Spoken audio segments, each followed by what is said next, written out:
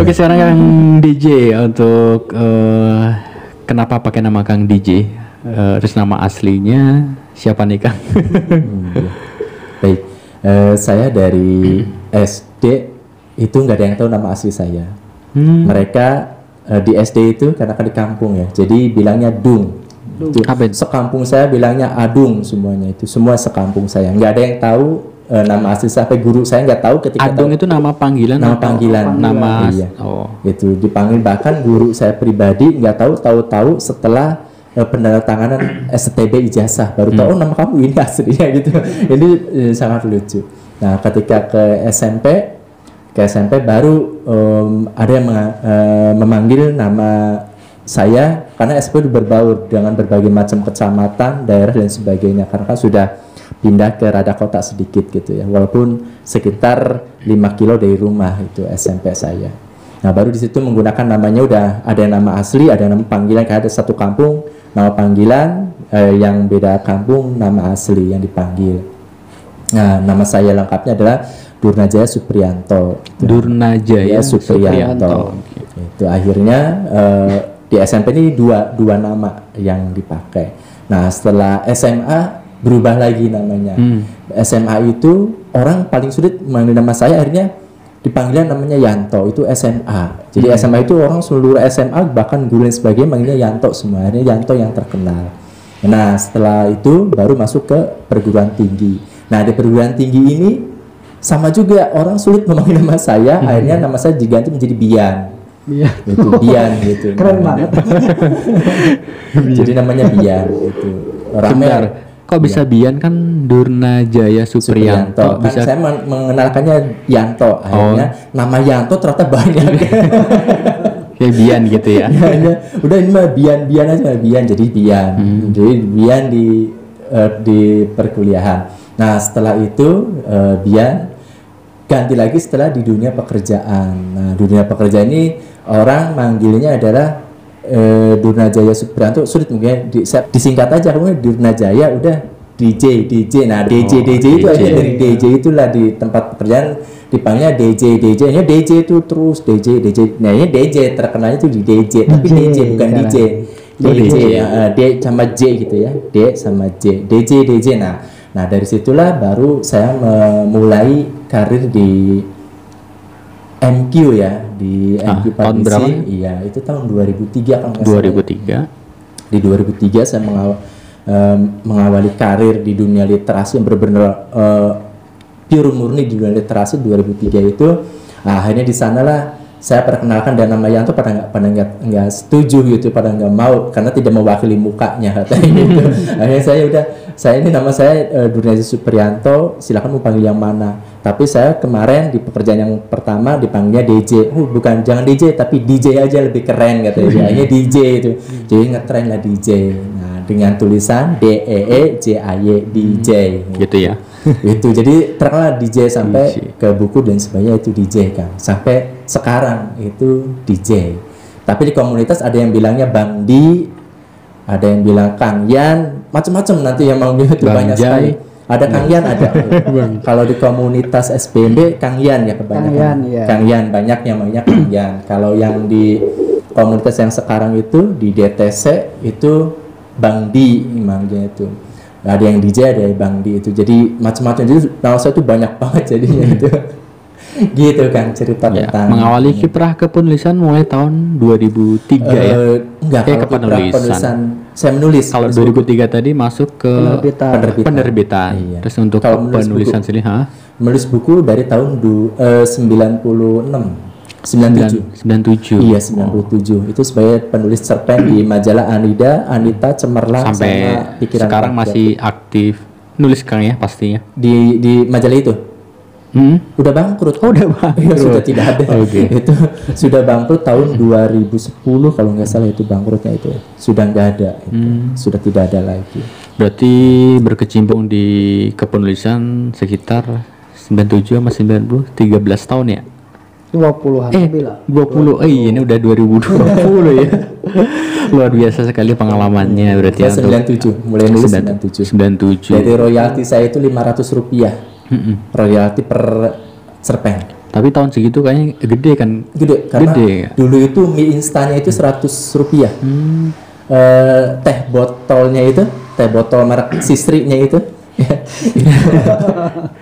harganya itu masih 150 apa 200, saya melupa lagi. Iya. Nah, itu jadi insya Allah masih gede banget. Karena saya naik bis Damrinya itu masih pakai karcis yang harganya itu 50 rupiah dari rumah saya ke sekolah. Terus tahun 2003 tadi kan gabung ke MK Publishing, itu berapa tahun di Mendirikan, jadi bukan gabung, itu mendirikan saya sama Pak Bambang Trim, sama Mas Jarot dan teman-teman yang lainnya. Karena saya awalnya di bawah kepemimpinan Bambang Trim di Salamadani di Gerapindo di sana. Jadi di Salamadani itu kita kenal, akhirnya Bambang Trim kok menghilang gitu dari Salamadani.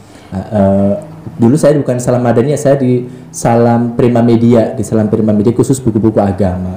Jadi ketika itu saya nggak ada, ini dikontaklah, saya suruh gabung di MQ karena dulu belum bukan MKS, dulu namanya MQ Publishing itu, dimana buku MQ Publishing itu hanya konsen menulis buku-bukunya Agim, nggak ada penulis lain selain Agim. Akhirnya saya jadi dilibatkan di sana menjadi tim di sana, menjadi tim besar. Setiap Agim ceramah dan sebagainya itu dibukukan seperti itu. Jadi Agim ceramah di mana, konteksnya apa dan sebagainya. Bahkan terlibat juga sama tim-tim itu membuat ini ya apa, yang buat diceramahkan itu skenario lah. Skenario ya. Skenario-nya karena kan setahun itu tiga skenario. Jadi kalau Agim ceramah itu misalkan Januari, Februari, Maret, April itu satu tema, nanti ganti lagi ke Mei, Juni, Juli, Agustus satu tema lagi terus seperti. Jadi setahun itu 4 kali. Makanya kalau ceramah hari ini di sini, besok di sana masih satu karena satu materi seperti itu kan. Nah, kita bercimbung di sana dan dari MQ saya sampai dimutasi itu dimutasikan membuka cabang baru, saya di Bogor. Itu di Bogor sebagai perwakilan dari Jakarta. Di Bogor saya di Villa Duta itu lumayan lama ya kan, sekitar 1 tahun lebih. Dari Bogor saya baru pindahkan lagi di Jakarta, dipindahkan di Jakarta Cipaku di tahun DT. berapa itu tuh? Tahun 2005 yang 2005 ya. 2005 sampai 2006 bulan Juni itu saya mengundurkan diri untuk pulang ke Bandung. Itu pulang ke Bandung karena saya pengen berumah tangga gitu ya. Akhirnya saya pulang ke Bandung dan di situ ada bukan kasus, ada tentang kekisruhan di MQ sendiri tentang Agim gitu kan. Nah, akhirnya kolaps dan sebagainya itu akhirnya saya bulan Juli 2006 itu ya. Nah, saya 2007 itu ya, apa masih 2006. Pokoknya saya sebelum nikah itu saya bekerja di buku juga lagi, Ganesha Eksak itu khusus buku-buku pelajaran di Kiara Condong Bandung. Saya dipercaya juga di sana untuk menangani tentang proyek dana BOS sama DAK, dana alokasi khusus sama dana BOS khusus buku. Saya diamanahi memegang wilayah Priangan. Jadi se-Jawa Barat, tapi saya Priangan Timur saya pegang semuanya dari SD, SMP, SMA.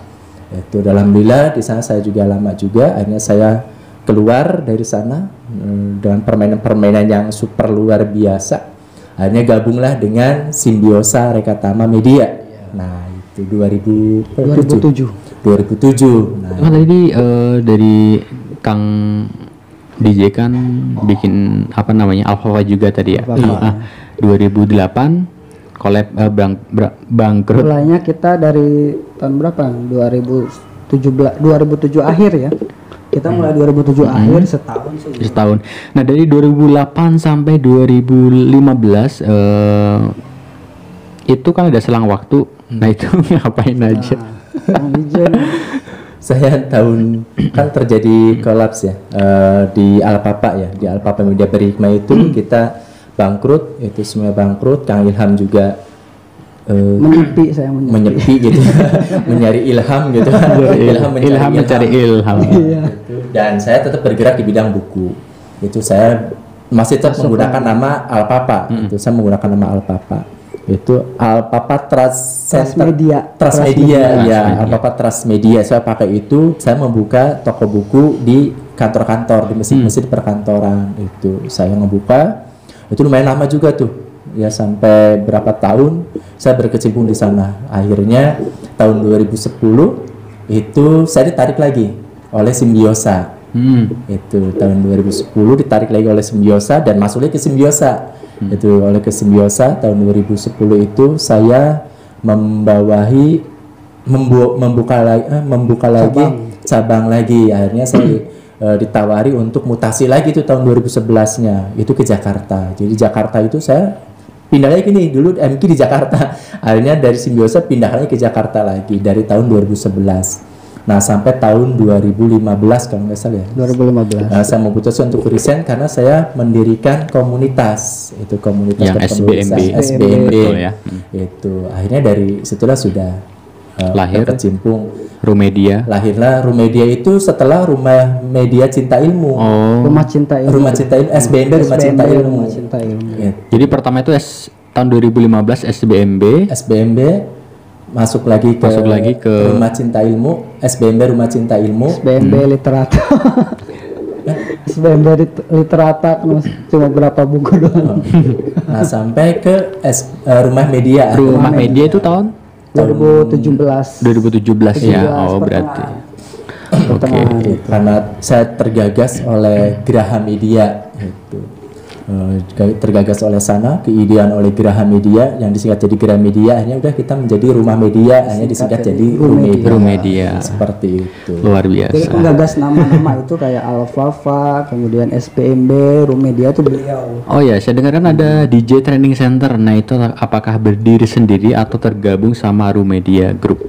Iya. Nah, dari DJ Training Center ini karena kan di Rumah Media Group itu kan hanya pada notabene pada buku, pada bidang penulisan di buku itu. Akhirnya gimana caranya agar saya ini DJ Training Center ini, karena ikon yang paling dikenal itu pelatihan di Rumah Media Group itu adalah sayanya selaku pengisi utamanya gitu ya. Walaupun Kang Ilham udah saya jebloskan di situ sebagai motivator, sebagai motivasi di awal itu dulu Kang Ustadz Rusli dulu ya berdua. iya.